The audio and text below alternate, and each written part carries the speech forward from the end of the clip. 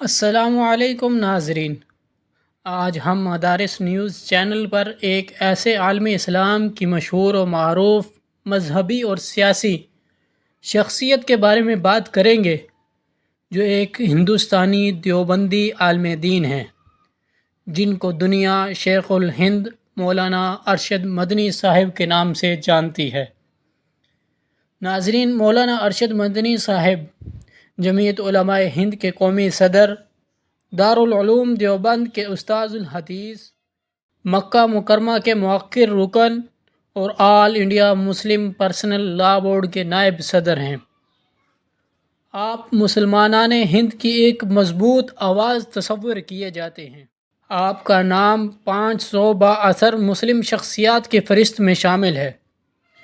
معزز سامعین، امیر الہند مولانا ارشد مدنی صاحب کے والد کا نام مولانا حسین احمد مدنی رحمہ اللہ ہے۔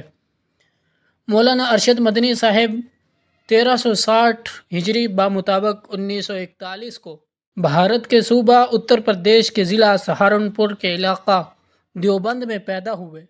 مولانا نے ابتدائی تعلیم مولانا حسین احمد مدنی کے معتمد اور خلیفہ مولانا اصغر علی سے حاصل کی۔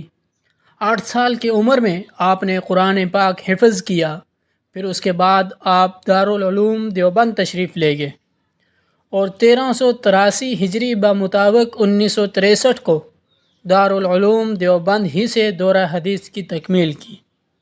مولانا ارشد مدنی صاحب اپنے بڑے بھائی اسد مدنی سے بیعت تھے اور ان کے خلیفہ اجل اور مجاز بیعت بھی ہیں۔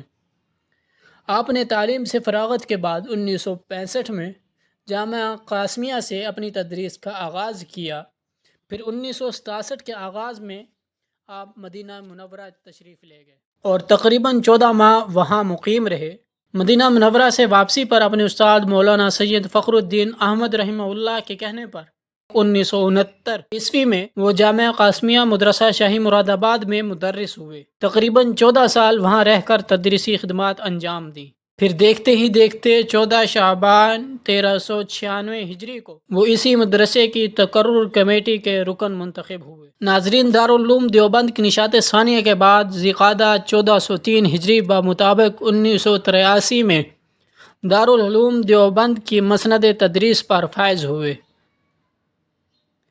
1983 سے اب تک دارالعلوم دیوبند میں مشکوٰۃ المصابیح، صحیح مسلم اور ترمذی جیسی کتابوں کے اسباق سے متعلق رہے ہیں اور 2020 سے دارالعلوم دیوبند کے صدر المدرسین کے منصب پر فائز ہیں۔ ناظرین، آپ کو بتاتے چلیں کہ مولانا ارشد مدنی صاحب نے مسلمانوں کے مفاد کے خلاف اٹھائے گئے ہر اقدام کی مخالفت کی ہے اور اس کے لیے قانونی چارہ جوئی کی کوششیں بھی کی ہیں۔